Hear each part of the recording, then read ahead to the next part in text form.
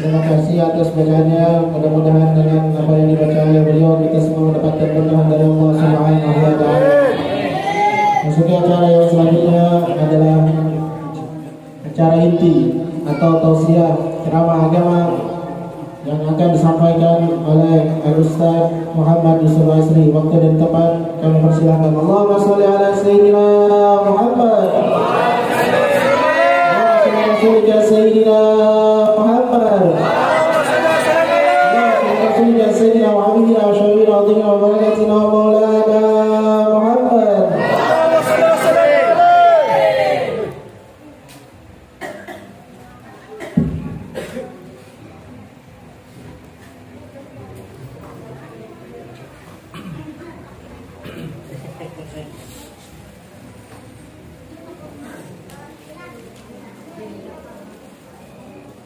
Assalamualaikum warahmatullahi wabarakatuh. Waalaikumsalam warahmatullahi wabarakatuh.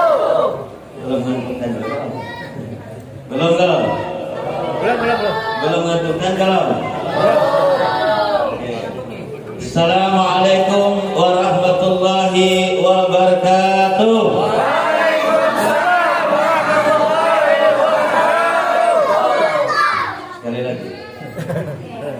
Assalamualaikum warahmatullahi wabarakatuh.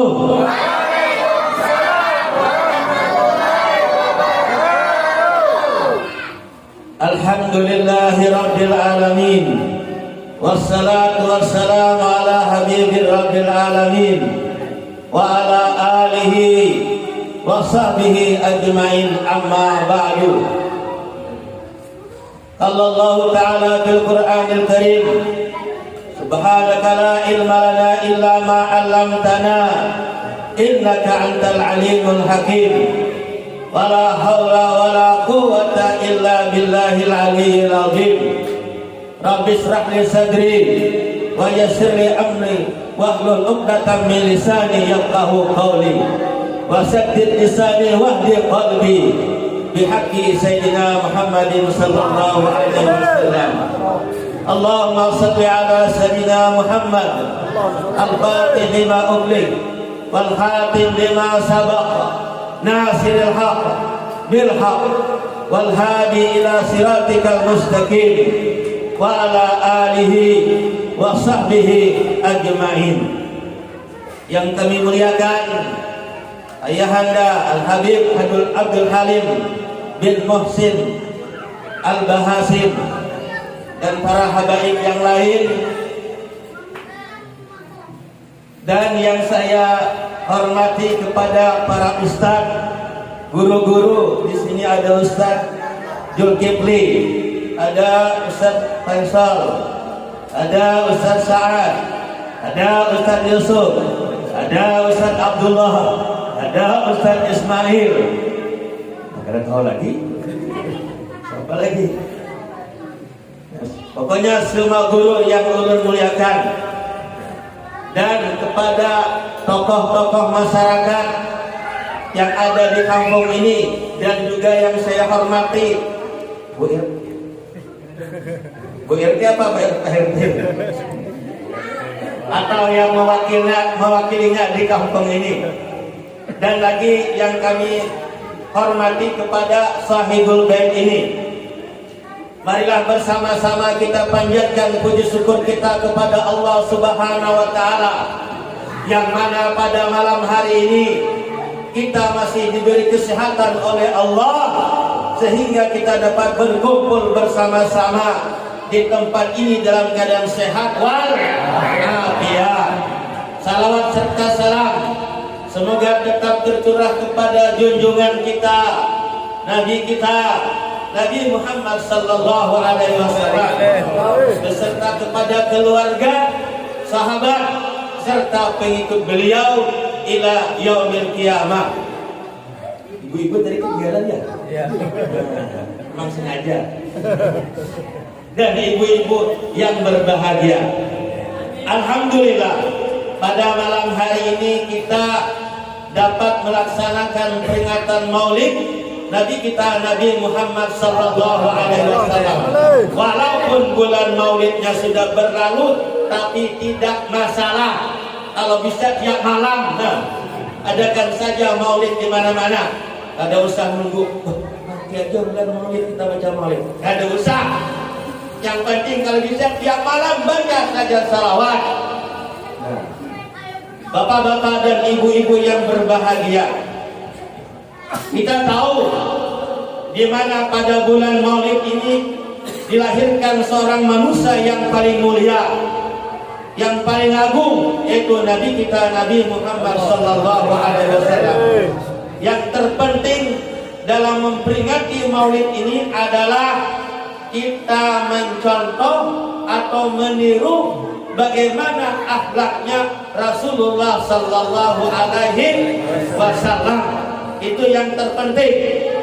Sebagaimana dikatakan oleh Allah Subhanahu wa taala di dalam Al-Qur'an, laqad kana lakum fi Rasulillahi uswatun hasanah.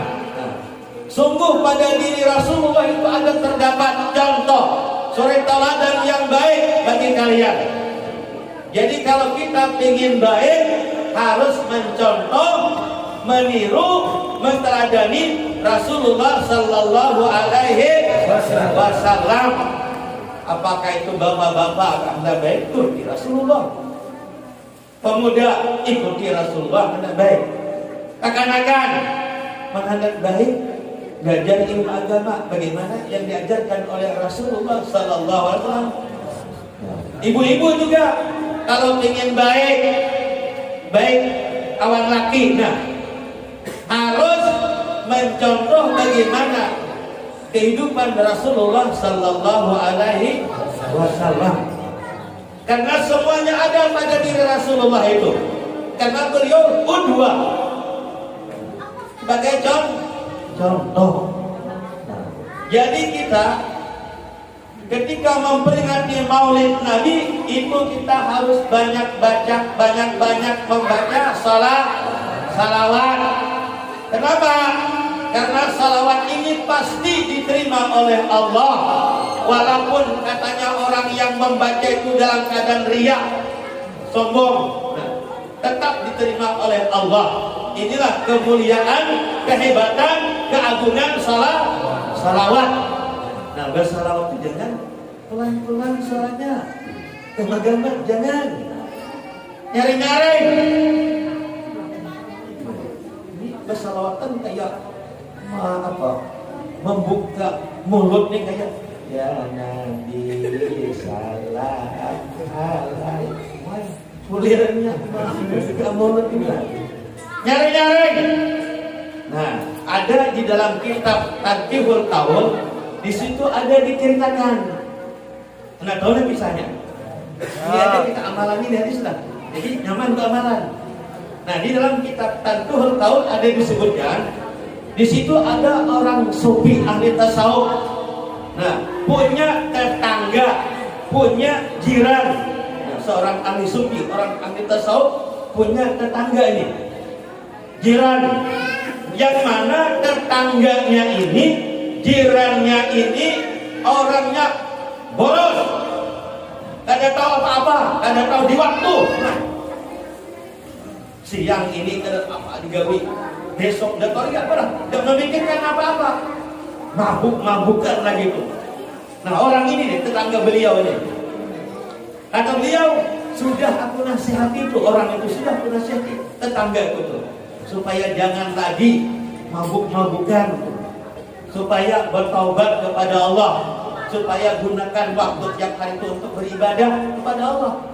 Tapi tetangga ini tidak mau menuruti kata-kata beliau, kada patuh, kada mau menuruti kata beliau. Saking muncilnya ini tetangga ini. Mudah-mudahan tetangga di sini baik semuanya. Makanya kalau bola rumah lah. Nah, ini kalau bola rumah nih, ini tekan-tekan dulu. Karena kan ikan belaki begini kan. Nah, kalau mau bikin rumah, kata pepatah Arab mengatakan ajaru qabla dar. Cari tetangga dulu baru bikin rumah. Jangan bikin rumah dulu tetangganya tidak dilihat. Nah, ini penting. Karena tetangga itu berpengaruh kepada lingkungan kita. Makanya kalau mau bikin rumah tadi cari lingkungannya yang baik. Apalagi kalau di situ banyak para ulama, dekat para habaib, guru-guru. Di situ bikin rumah nyaman. Tapi kalau kita bikin rumah dekat tetangga yang tidak baik seperti yang diceritakan ini, nah tetangga beliau tadi mucil, ada tahu diulang, mabuk-mabukan. Sudah dinasihati beliau, oi jangan lagi mabuk-mabukan. Sudah, bertaubat sudah dah ya. Tapi tetap tidak mau menuruti kata-kata beliau. Akhirnya terus sudah kayak gitu terus. Nah pada suatu ketika orang kalau panjang umurnya apa ya? Lawas kalawasan apa? Nah ketika dia meninggal, ketika dia mati ini meninggal, yang tadi ini, yang brutal tadi itu, tuh yang kadang mau menuruti kata-kata orang, mati meninggal. Nah ketika itu seorang yang ahli surga tadi bermimpi melihat Sidin yang tadi yang galau itu tadi. Nah, bermimpi melihat beliau di dalam mimpi berpakaian hijau, penuh dengan perhiasan. Perhiasan hijau itu dari surga. Nah, padahal gawiannya ada yang wajar tuh gawiannya itu ada yang. Tapi di dalam mimpi orang tadi melihat dia dalam keadaan mendapat kedudukan yang mulia, yang agung di sisi Allah. Ini. Jadi orang tadi heran. Akhirnya dia bertanya, hei, ingat dah pada aku masih. Ini tetangga yang biasa nasihati kamu benar. Tahu? Lalu dia bertanya, wahai Fulan, dengan apa Ikam ini dapat kedudukan, derajat yang tinggi, yang mulia, yang agung di sisi Allah? Padahal gawean Ikam dulu itu bahaya, ada yang baik. Nah, kenapa? Apa sebabnya? Apa sih? Nah, dijawab oleh beliau. Habis sudah. Kan habis kisahnya sudah.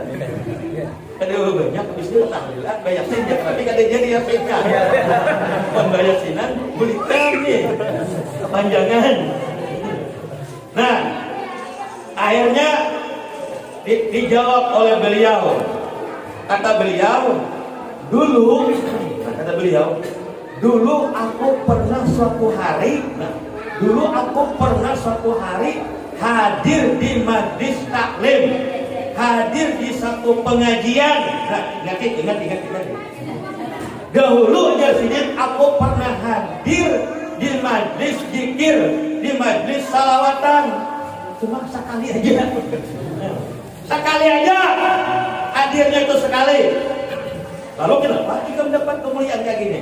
Nah, waktu itu katanya tadi ketika aku hadir di majlis taklim itu ada seorang alim, ada seorang guru berceramah menyampaikan pelajaran taklim. Ketika itu orang alim itu mengatakan, katanya barang siapa mengangkat suaranya, mengangkat atau mengeraskan suaranya atau batarijak, nah, ketika membaca salawat kepada Nabi, maka ayo tambahkan deh.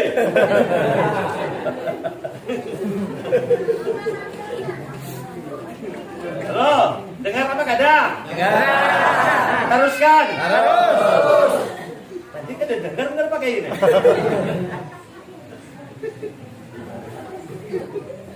Untung lama kita nak.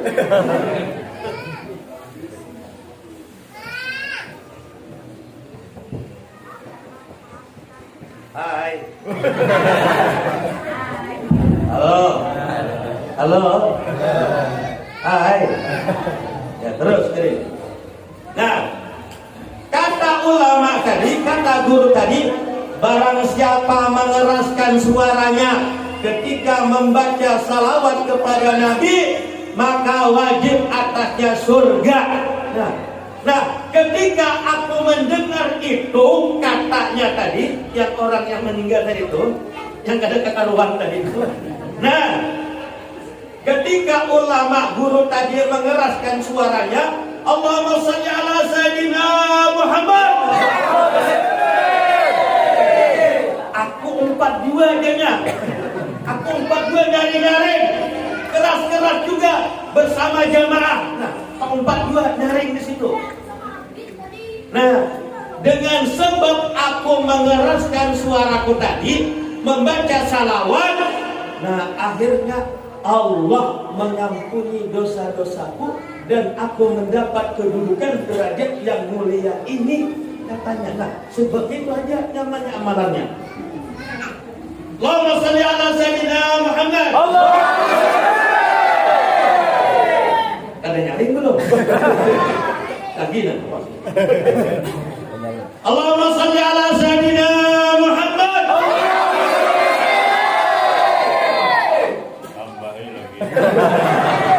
Biar abah habis tambahin lagi. Dia tidak tambahin sampai siang dong. Allahumma shalli ala Sayyidina Muhammad. Awas ya, awas. Nanti membaca hafsian, burdah, diba atau apapun salawat menggambar, awas kok. Padilannya tadi masuk surga gambarnya. Terus bacaan yang banyak-banyak tuh. Cuma berkuliah aja gambarnya. Oh, mereka itu ada sembahyang lah, lalu bungul lagi. Itu orang gagal paham. Nah, yang penting ketika membaca membaca salawat, usahakan suaranya keras. Kalau bisa habiskan, nyemplung gitu nah. Menghadap tahu lah. Datang nggak tahu samir. Menghadap tahu. Habis itu tempe lagi kan. Menghadap yang tahu, suara habis-habisan. Datang saja tuh malam Jumat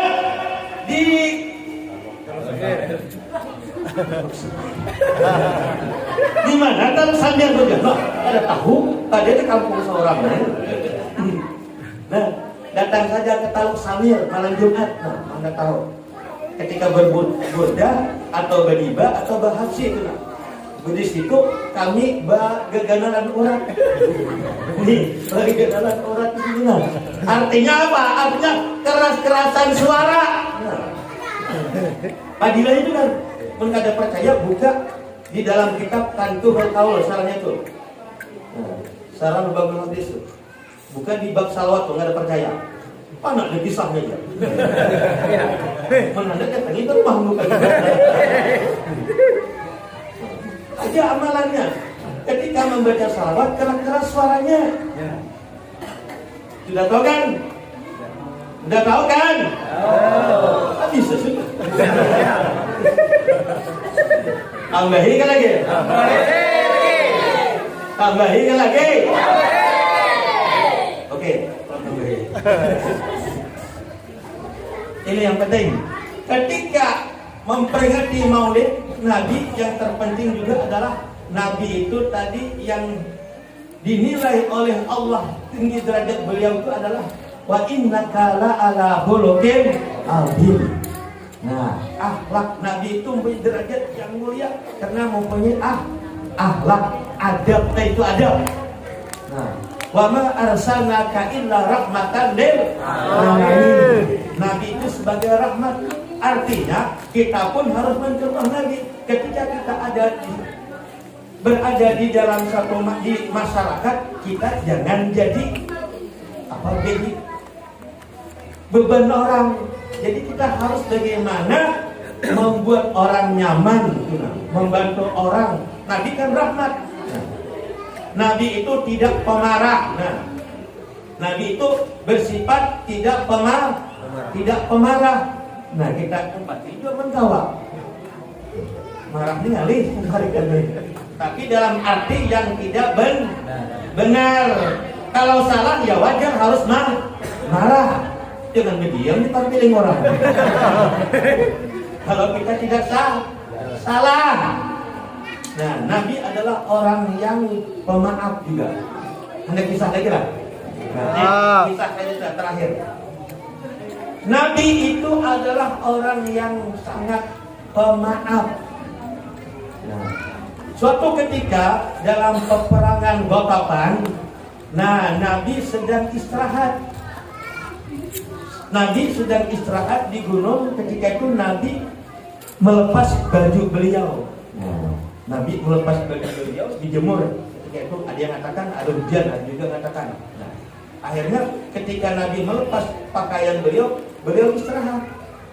Nah, tidak disangka-sangka tiba-tiba datang seorang kafir Quraisy yang bernama Daksur. Nah, tiba-tiba ada di hadapan Nabi membawa pedang. Nah, pedang. Ketika itu Nabi kan sedang berbaring istirahat. Datang ini Daksur langsung membawa pedang. Ketika itu langsung dia mengancam kepada Nabi. Katanya, "Ya Muhammad." Nah, sambil pedang nah. "Ya Muhammad. Nih, siapa yang dapat menyelamatkan engkau sekarang?"